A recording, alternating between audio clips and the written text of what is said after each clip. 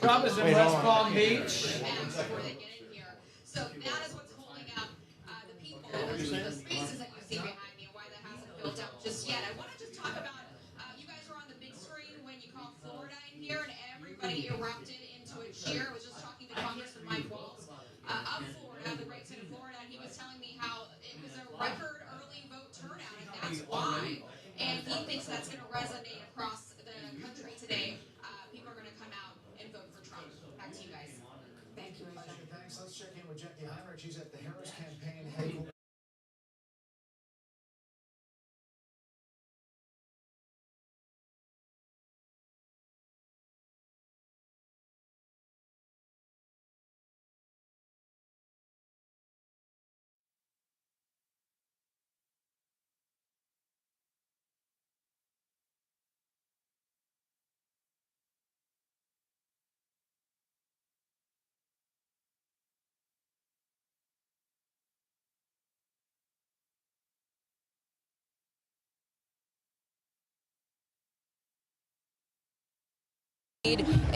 Among women showing up. And also, they noted that black turnout was slow to start, but it is finishing strong, and they attribute that to their Get Out the Vote effort. One thing they've been wrestling with is whether or not they underestimated Trump's Get Out the Vote effort. So far, they're not seeing signs of that, but they're definitely feeling happy about that first report coming out of Georgia, guys.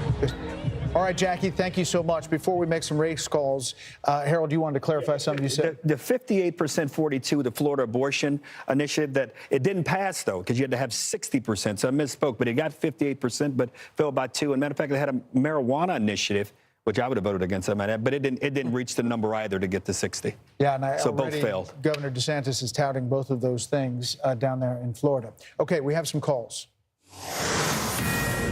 We begin in Pennsylvania, home to a razor-thin Senate race between incumbent Democrat Bob Casey and Republican businessman Dave McCormick. The Fox News decision desk says this is too early to make a call in Pennsylvania on that race. This could be a big cheer. Fox News can project that Rick Scott, the Republican senator from Florida, will win his second term. We'll pause for applause down there with Aisha. In Maryland, it's too early to call the race between Democratic County Executive Angela Alsobrooks and former Republican Governor Larry Hogan. Alsobrooks has a lead, however, in our Fox News voter analysis as we wait for the raw vote total to come in. And too early to call Missouri's Senate race between Republican Senator Josh Hawley and Democratic Attorney Lucas Kunce. Republican Senator Marsha Blackburn, though, we can tell you, will win once again in the state of Tennessee, another reliably conservative state. In Mississippi, longtime GOP Senator Roger Wicker will take home another victory. The Fox News decision desk can project that in Massachusetts, Democratic Senator Elizabeth Warren will win her third term. Connecticut's Democratic Senator Chris Murphy will also win a third term. Not enough data to project the main Senate race quite yet. And in New Jersey, current Democratic House Rep Andy Kim will win his Senate race, putting him in the upper chamber for the first time. This is the Bob Menendez seat. In Delaware, Democratic House Representative Lisa Blunt Rochester will win her first Senate race. In Rhode Island, Democratic Senator Sheldon Whitehouse will return for a fourth term. And let's take a look at the balance of power and how it shapes up at this point in the evening. 8:18 on the East Coast. You have 43 Republicans securing their seat. One seat was flipped. That is West Virginia. The former governor will now be Senator Jim Justice in West Virginia. 34 Democrats have secured their seats in the Senate, and a long way to go in the upper chamber as well. We have a lot of raw vote totals starting to dump in from those early states. More Democracy 24 coverage ahead as we await the next round of poll closings. While you watch Fox News, stay connected at foxnews.com with live blogs, interactive features, and voter analysis. foxnews.com. Hey, America, are you ready? The 2024 Fox Nation Patriot Awards. Be part of this year's celebration, live in New York. Tickets are available now. Go to foxnation.com/Patriot Awards. It's Fox College Football Friday.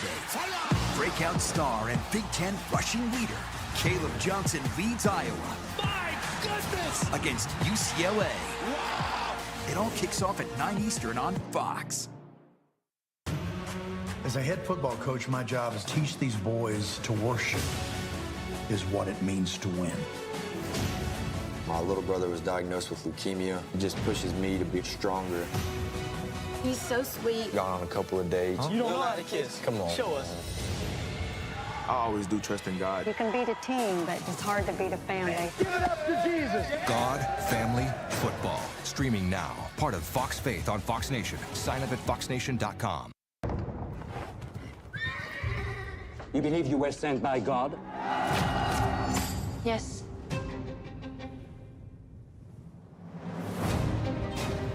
Repent. Come and be baptized in the River Jordan.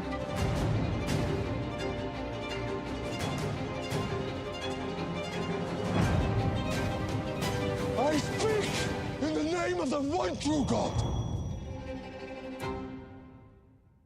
Fox Nation would like to thank all active military and veterans by offering their first year of Fox Nation free. Stream exclusive shows that celebrate our country. This is the story of the greatest American before there was an America. Hear real stories from real heroes, highlighting those who put their lives on the line for our freedom. This is their Top Gun school. 1 or 2 seconds sometimes would be the difference between life and death. Go to foxnation.com and get your first year for free. You want to be a lifeguard? This is the real deal. Rescue High Surf is the hottest drama on TV. This is a job you have to put your heart into. You fight and never give up.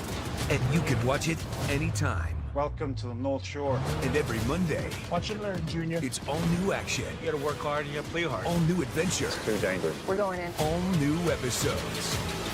It's all in a day's work. Rescue High Surf. All new Mondays on Fox and anytime on Hulu. As a head football coach, my job is to teach these boys to worship is what it means to win. Give it up to Jesus. God, Family, Football. New series streaming now. Met with a look at how that is playing out in our Fox News voter analysis. Sandra. Hey, Martha. Hey, Brett. Yeah, just taking a look. This is the national level. Before I dive into Pennsylvania, because we want to get a look at how voters were thinking about the economy there when they decided who they were going to vote for. But this is their view on the nation's economy. And as we knew leading up to Election Day, it's pretty negative. But the thing to point out here is when you compare it to 2020, those that have a negative view of the economy, this is about 6 points higher than it was just 4 years ago. I want to look at Pennsylvania and show you what we're seeing there, okay? When it comes to those that are looking for change, we know this is a big part of the story of this Election Day. Those that are looking for total upheaval, this is Pennsylvania voters, okay? 28%. And you were to break that down by candidate, which we can now do as we work our way into closing time there in PA, 66% voted for Trump. This is a really interesting story. Those who are looking for substantial change, it is about split with the edge going to Donald Trump by 3 points. Okay, so substantial change. Those are people looking for still big change, and it is about even in PA. We've got a lot more we're going to dig into in Pennsylvania. We'll have that for you in a bit. Brett and Martha. Sandra, thanks. Let's bring in our Fox Business panel. Maria Bartiromo, Larry Kudlow, Charles Payne, and Kevin O'Leary. Great to see you all. Maria, you know, it's not just the betting markets on the election, it's the markets that were betting prior to this election day. Right. What are we to divine from all of that tonight? Well, I think when you're talking about investors and businesses, Brett, Martha, I think you really have to look at economic policy and tax policy in particular. The one issue that is bothering investors and corporations out there is the plan of Kamala Harris to raise the corporate tax rate to 28%. We haven't seen that in a long time, and the word on that is that that cuts into wages. Something's got to give. When a corporation is looking at a 28% corporate tax rate, it's likely that that means less money for employees and wages. So that's one of the issues that business and investors are worried about. Her economic policy, of course, Trump has talked about a 15% corporate tax rate if you're doing business in America. Also, you want to expect issues and differences on energy policy, and probably the sleeper of them all is regulation. Kamala Harris is likely to come out with a whole host of new regulations around the climate change agenda, which has been a real issue for the Biden-Harris administration already. Things like a company has to evaluate and assess the impact from emissions from their companies and that company's customers. Very expensive, creates the need to hire lots of consultants, and that's what business is worried about. When it comes to economic policy. Maria, thank you. Larry Kudlow joined the party here. Tell us what you're watching as we start to get more of these numbers loading in here on the Electoral College map. Well, I think right now, you know, I'd like to be in Trump's shoes right now, but I don't think it's conclusive. We need more numbers, need more data. Some good news, but I just don't think there are enough numbers.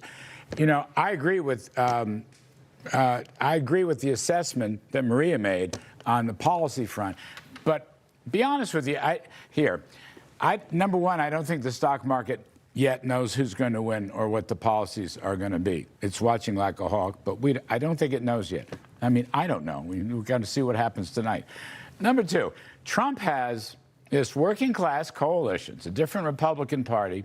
You know, it started with him in 2015, 2016. It's ebbed and flowed. I think it's closed in high tide.